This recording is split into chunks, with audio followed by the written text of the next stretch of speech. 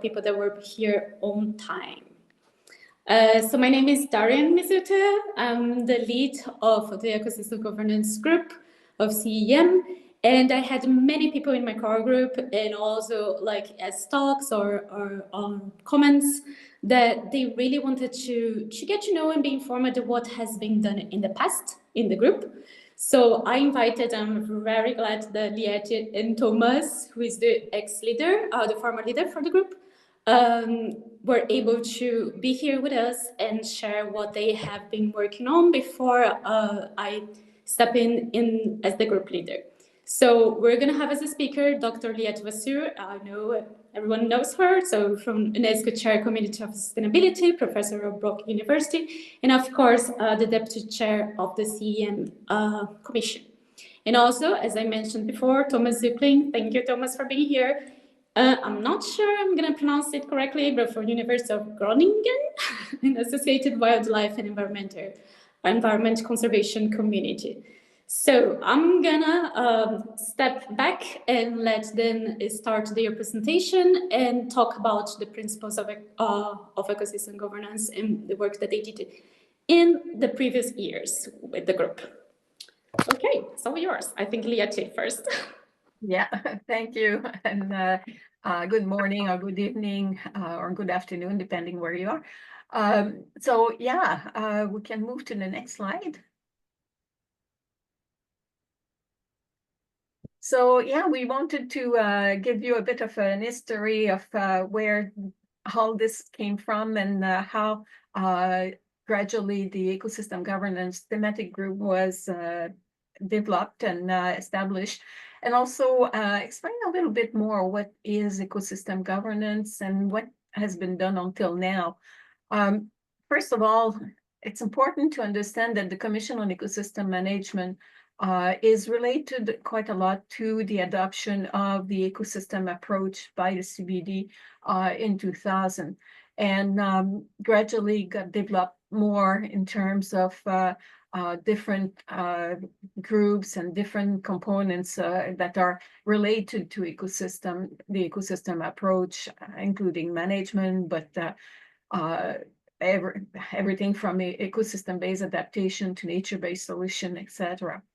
But what happened is in 2014 at the World Parks Congress in Sydney in Australia, we started discussing the possibility of having a World Forum related to ecosystem governance. And when we started talking about that, the Chinese government was highly interested in this. So we gradually worked with them and developed further a bit of the concept, but also what would be the first forum. So in 2015, we had the first forum. It was in Beijing, and I'll talk a bit more about the Beijing Declaration later.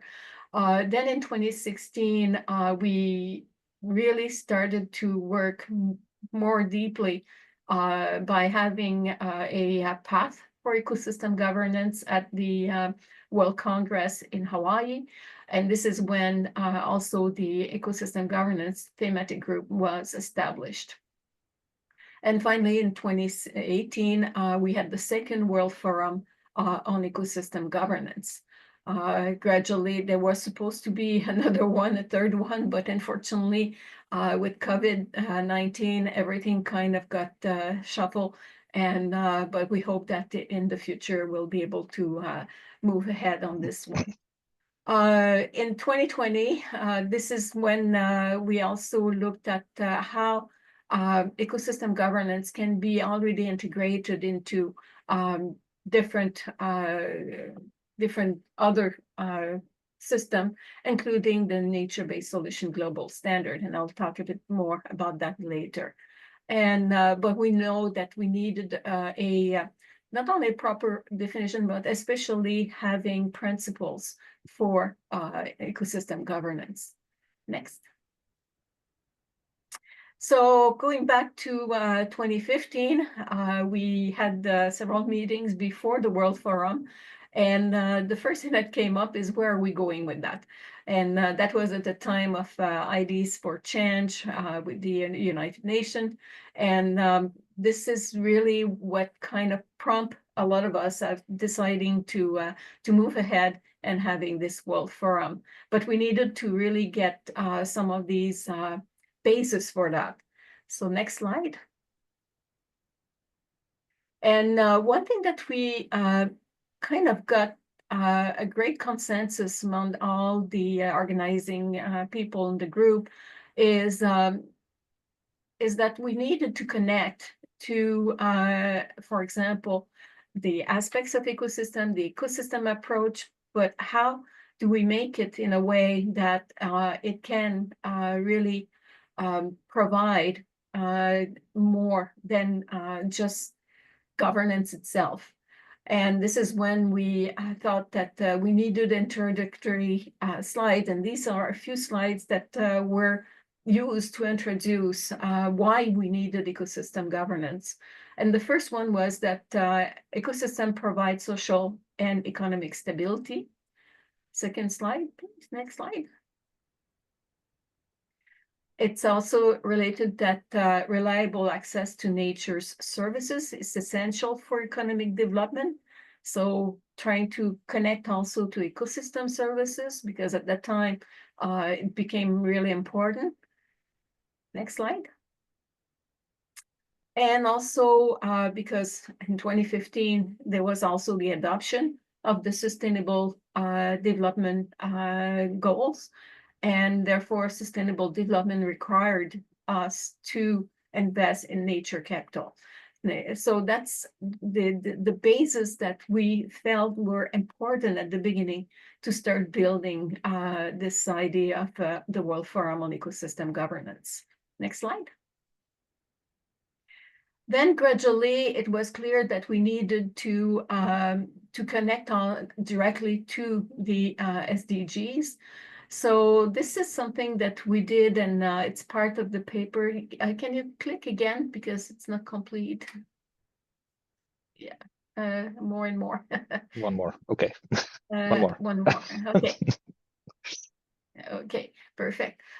So this is a graph that you have in a paper that we published in MBO in 2017, where we wanted to make sure that we connected ecosystem governance to the SDGs and how the influence of ecosystem governance can help, in fact, contribute to the achievement of all the SDGs. So you have the one that are more at the basis in terms of environment versus the indirect benefits, and by the end, how they all connect together. So that was something that became very important for us in terms of understanding how we can use ecosystem governance to push further at this level. Next slide.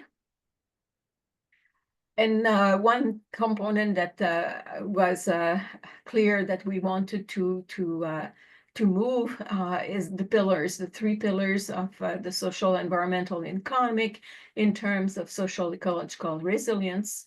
And that can be done through sustainability, but for that we needed ecosystem governance. So this is something even at the first World Forum became very clear. Next slide. So the definition that we put at that point in terms of ecosystem governance, and this is again in this paper in MBO, is that it's an inclusive approach to better connect, better connects social system with ecological system to improve conservation of biodiversity and ecosystem health for human well-being. And as I mentioned, it became very important in terms of ecosystem management, but also in the nature-based solution, social, especially the criterion 5 of the global standard. So it's really looking at how, by connecting the social challenges, biodiversity and ecological integrity and well-being all together, produce a net gain in terms of not only the ecological component, but the social component as well. Next slide. So why governance is important in nature-based solution? But first of all, Sorry. when we look at the SDGs, And all the targets, 105 of the 169 targets will not be reached without local and regional governments. So this is why when we look at ecosystem governance, one thing that was very clear for us, and that is established in the paper we published, is that we have to have devolution of governance to the lowest denominator. So the local or the regional governments, and not only governments, but also communities. And so the SDGs can promote multi-level governance at that point. And this is where the partnership with all stakeholders, from the private sector to the civil society to policymakers, have to be connected together. So it's really, when we look at ecosystem governance, trying to bring the bottom up, while at the same time you need the enabling of the top down from the government to enable the conditions that it can work effectively. So it really needs to see the ecological system, but also the social system connected together. Next slide. So in 2015, we had the Beijing Declaration. And a couple of things were very important is the integration of ecosystem governance in all aspects of the development goals, and especially related to climate change actions. And the next one that was that came up quite high in terms of priorities is that we have to recognize the importance of biodiversity and ecosystem services because they provide and maintain healthy and sustainable cities. Because we have to realize that at the time when we did that, and especially for Beijing, it was very important to think about how urban systems or urban ecosystems are dependent on the rural ecosystem for essential services. Next slide. And so this is one thing that came up really clearly is the challenge between the urban and rural ecosystem and the disconnect that exists. And that was something that was very clear during the first forum, and became in fact the title for the second World Forum in 2018, that the linkage between both have declined over the past decades, because people are mostly in urban centers, and few are maintaining really connection with the rural ecosystem.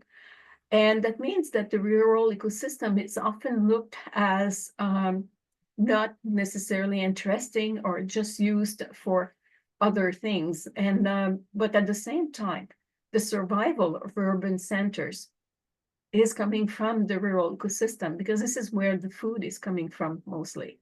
Next slide. So one decision was made in 2017, 2018, is to develop case studies to better understand about what's happening in terms of urban rural linkages, and what are the commonalities, lessons learned that we can see from these case studies. So that became a book. The book is currently, the last chapters are under peer review right now. There will be 11 chapters in the book, and it will be published this year and be showcased at the World Conservation Congress in Abu Dhabi in October. Next slide. And I guess, yeah, this is where Tomas will take over. Thank you, Liette, for a wonderful introduction. Ecosystem governance itself, if you search for it in published literature, has ambiguous meaning for many people. But within IUCN, we are working with and trying to spread the word about ecosystem governance as more specific topic that should be different, should be understood differently from environmental governance. In 2015 Beijing Declaration, the ecosystem governance was a subset of environmental governance. But still, what are the definitions, right? So within environmental governance, or environmental governance itself, in general literature and understanding, is focused mainly on the environment and nature itself, and very often uses the sectoral approach to solving problems that are arising. Ecosystem governance, on the other hand, really includes people in the picture, and therefore is concerned with people and nature on the same level. So that's what the ecosystem governance in our understanding within IUCN is. And we find it as an alternative to environmental governance, which is more in line with nature-based solutions. And therefore, ecosystem governance is more, is easier to apply, or in order to achieve restoration of ecosystems and human well-being through nature-based solutions, for example, ecosystem governance is more well-suited towards it than, strictly speaking, environmental governance. How we came up to this conclusion, actually? We asked people. In 2019, we did quite an extensive research. Well, started in 2019, finished in 2020, mainly among IUCN constituents. It was quite an interesting research. And we were asking, like, what ecosystem governance means to you? What are the principles? What would be the tools to achieve it? And based on that, this is what we found out. These are just the basic graphs. We don't have to really dwell on it because I want us to have more time for discussion later on. But what is important for ecosystem governance? And as Liette mentioned before, it's about bottom up, but also top down, enabling environment. Generally speaking, the more higher we go on the typical hierarchical level of administration within almost any country, the higher the legislative power is, that laws are the rulers of them all, and then the local regulations and practices are disseminated across the region. But at the same time, the participatory capacity is getting broader and higher, the lower you get in the hierarchy. But where does ecosystem governance actually is within here? And we asked people, and people told us it's somewhere in the middle and everywhere, actually. Because ecosystem governance is not a top-down or bottom-up approach. It works with terms like devolution, decentralization, place-based management. But at the same time, it's highly normative. It contains very strong legislative element that not only sets the goals, for example, but most importantly, allows for participation and enables the enabling element, enables for the local participation and local decision making. And what would be the components of ecosystem governance itself? We asked, and we found out that people mainly agree that there are principles and tools of ecosystem governance.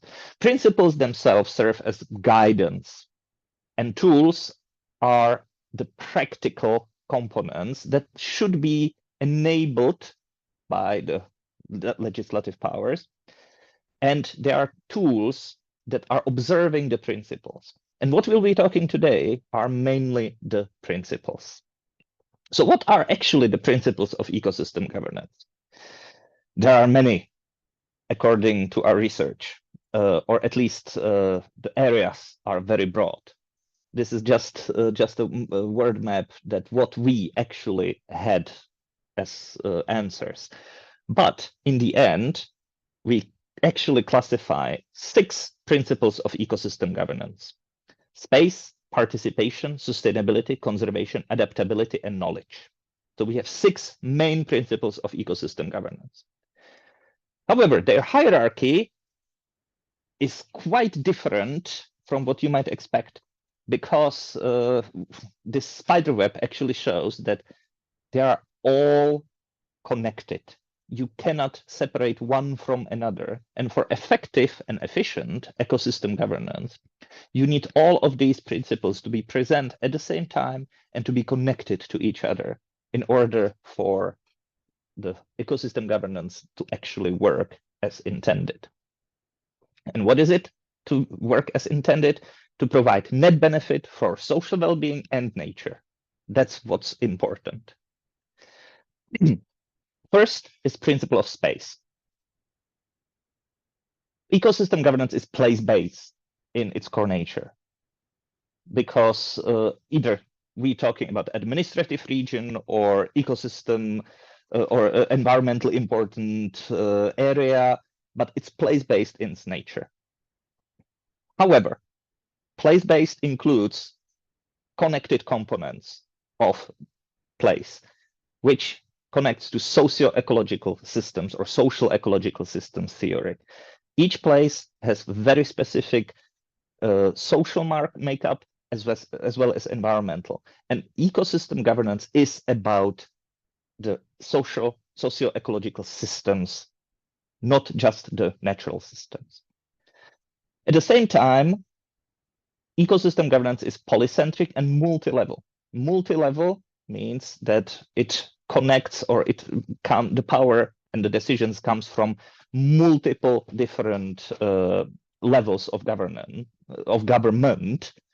from top level with laws enabling the local actions and local regulations that actually observe the local and localized either customs or environments. But that's the multi-level. Polycentric connects to it because there are so many different environmentally and socio-ecologically relevant places within one country and even within one administrative region that it needs to be polycentric. Ecosystem governance needs to be polycentric as well in order to acknowledge the variety of different stakeholders that there are.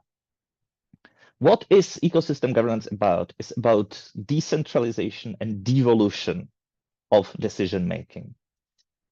Decision-making about the specific areas. And that's what the space adequacy term comes into place. So principle of space is one of the crucial ones for ecosystem governance. Second, principle of participation has several subsections. For example, participation needs to be there is need for accountability and transparency in decision-making processes as well as in law-making processes and also in management practices. Accountability of leaders and all other stakeholders is on all levels is also a must. For me, very important subset of principle of participation is equities. Fairness in representation and inclusion connects to it because no one should be left behind. Inclusion is very important because, again, ecosystem governance connects to socio-ecological systems, and the social part, there are multitude of stakeholders that might be very much excluded in traditional environmentally focused decision making, and they should not be left behind in ecosystem governance principle. And the democratic principle of within the participation principle is that enabling environment should be focused exactly on representation, therefore on equity and inclusion. It can take many forms, the democratic subset. It's very holistic. We do, within ecosystem governance, there's no one good way how to do it. It can be representation, and democratic representation could be in many forms, could be formal or informal. could be majorities and minorities alike, could be governments or civil society, could be national and local representation. But what's important is it's about representation. Most of principle of participation is about representation of course, crucial stakeholder groups, maybe not crucial from national perspective, but very crucial from local perspective groups, but it has to be representative. We can actually skip this in terms of time. Third is principle of sustainability. You can see the traditionally presented pillars, 3 pillars of sustainability: social, environmental, and economic. We can add environment to that as well. But sustainability in terms of ecosystem governance is the ability of a system to continue functioning without time limit. It's not about sustainable growth. It's not about sustainable development. It's about sustainable function. It's about maintaining the functionality of the whole system. And in order for the whole system to function, all of its components must function, social, environmental alike. Important thing is that to remember is that sustainability is a process, not a goal. We cannot achieve sustainability because everything is changing all the time. People are changing, nature is changing, climate is changing. And therefore, principle of sustainability is very closely connected to principle of adaptability that we will talk about later. This is once again to emphasize that we are talking about, within ecosystem governance, about all 3 pillars: environmental, social, and economic. Ecosystem governance really covers all of them.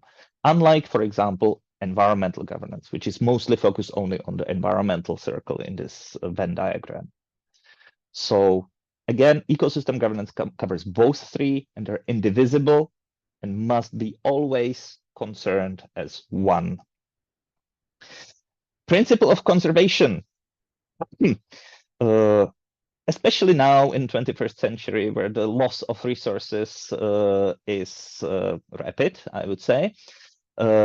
Principle of conservation is about preventing further losses. It's not only about rare species or rare plants or rare biotopes. It's about preventing further loss of all resources. And resources is a very broad term here. At the same time, we should not consider principle of conservation as freezing the space, like, for example, some protected areas are doing. It's not the conservation of the whole system. It's preventing the further loss of all resources within defined space, and it connects to principle of space before. At the same time, principle of conservation is very much linked to restoration of degraded parts of the socio-ecological system, and it's undivisible. But again, it's a restoration of the whole system, not just the part of the system.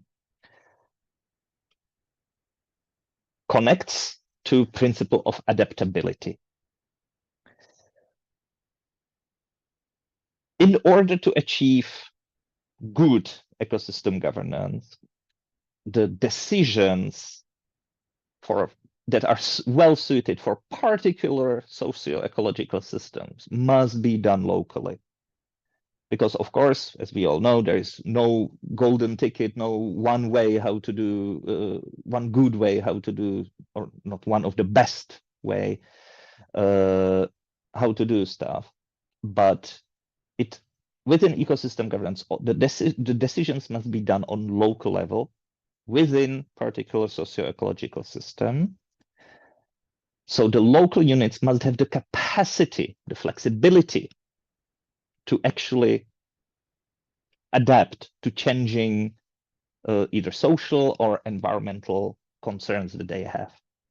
And that's where the enabling environment and enabling powers come from the top.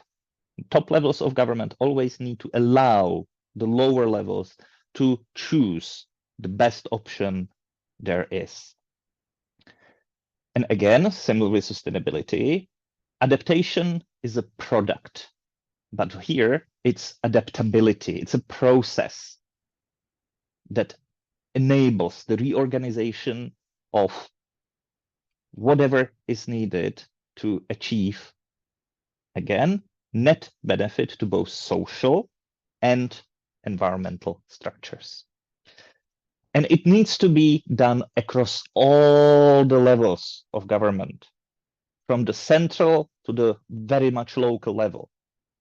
If central government is tied in very stringent legislative process, they cannot adapt quickly to changing environments, again, on social or environmental level, and cannot allow the lower levels of administration to actually effectively counteract these changes.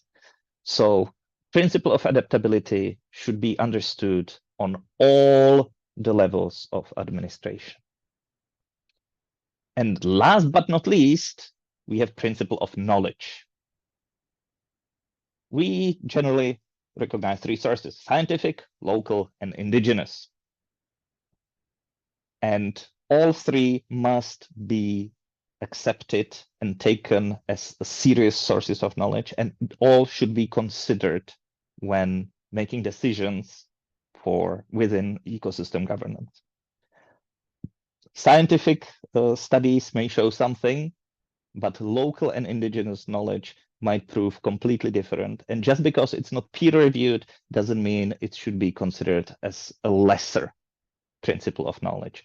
So although we list them here in specific order, they should not be considered as this should not be considered as a hierarchy, but as equal sources of knowledge that we need to respect. So goals of ecosystem governance: not only the net benefit for both nature and society, but supporting sustainability and enabling effective and efficient actions. Those are the three goals of ecosystem governance. And here mentioned principles are supposed to guide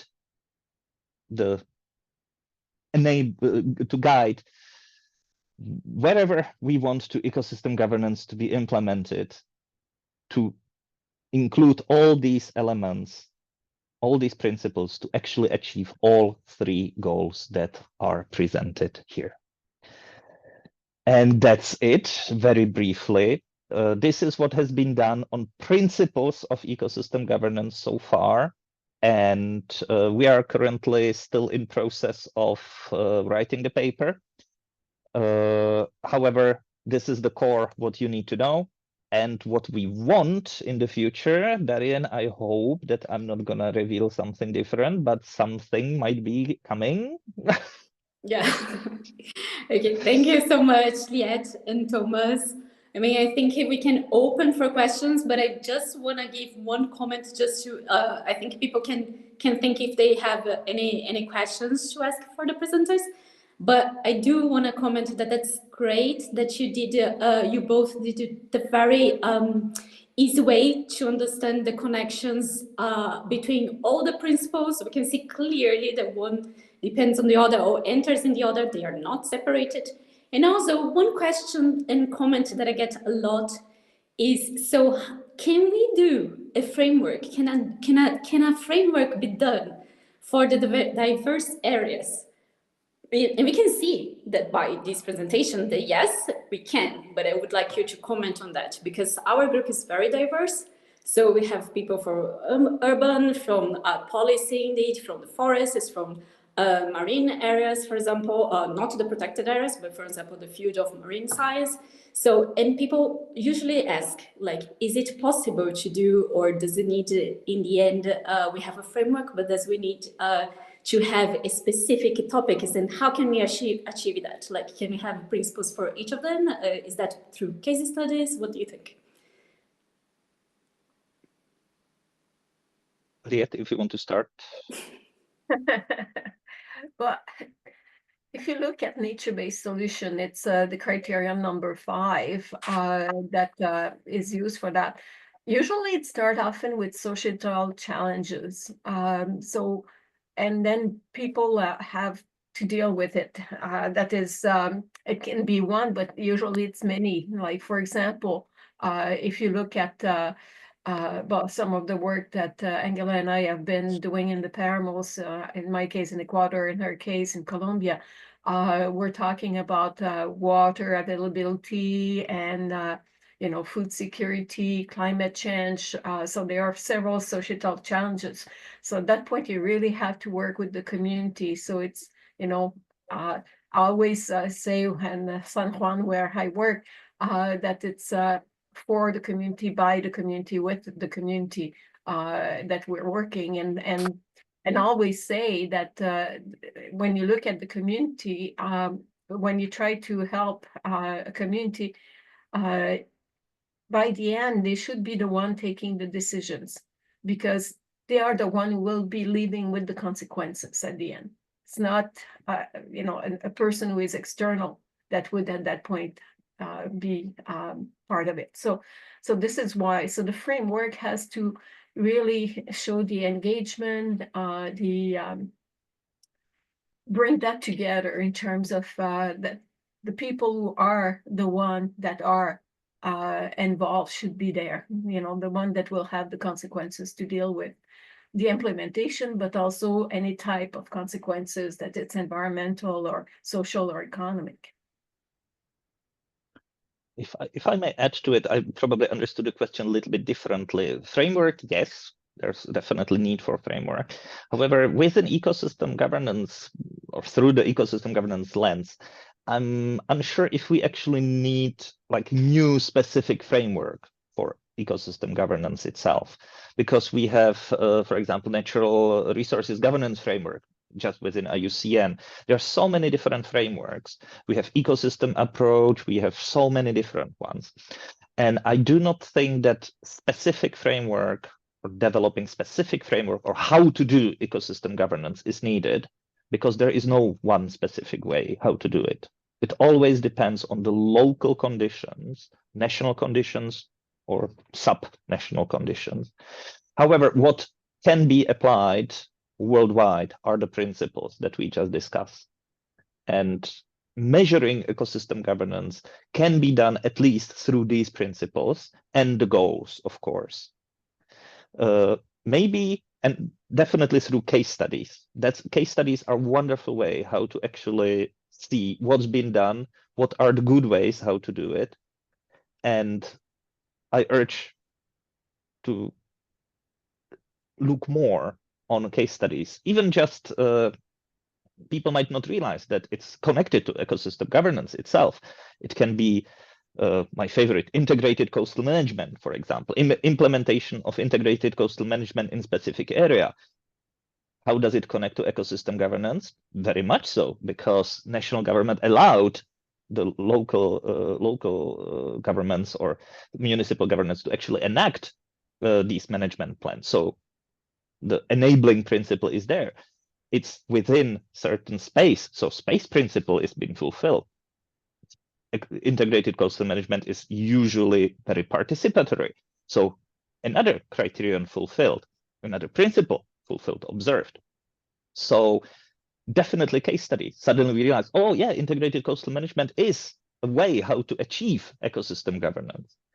So yep, case studies, but developing special new framework just for ecosystem governance, I would probably caution against that, because ecosystem governance in my mind is more of a very well structured idea, but not necessarily a management type way how to do things. Okay, thank you. I think that was clear, I guess, for everyone. So, but we can see then that everyone from different areas should be working, should be contributing for all these principles and for all this concept of ecosystem governance first should move on. And as you said, like adapt more and more even in the future. So I will open the floor to see if the participants have Any Maybe, questions? Darien, Yeah. sorry, one more thing that I want to add is what we really need for future ecosystem governance research are heavily multidisciplinary studies, not focusing only on one aspect, Of not course. just environmental benefits of certain approach, but we need to show, and the collaboration between social scientists and natural scientists is very much needed. Because only then we can really show the net benefit, or which approaches are the best for net benefit of both society and nature. So interdisciplinary case studies are the way to go.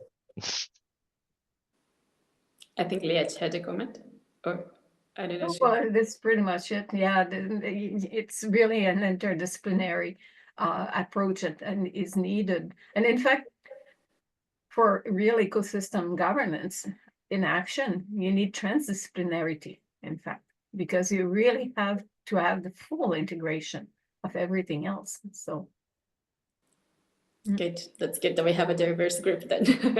the more diverse, the better. Yeah. So I don't know if anyone has any questions for them. Well, if not, we can finish, but you can always, I'm sure both Liette and Tomas are happy to answer any questions if you reach out to them. Their email and contact are in the group session, so I think you can search and find it. I can also leave the email I can reach out for the group and leave their contact if you prefer.